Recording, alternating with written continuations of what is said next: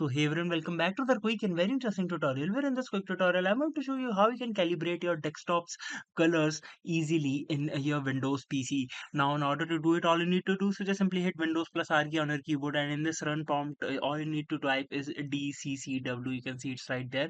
Just simply go to this, and this calibration window will open right in front of you. Where just simply hit next, again next, and here you can see the multiple settings you can customize and calibrate your things. Here you can see you can customize the gamma values and everything until you're satisfied with your screen color.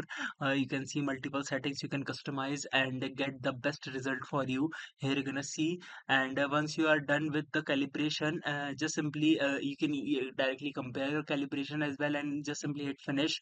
And once you do that, your changes will directly apply to your monitor, and you'll find the exact color that you want for your monitor.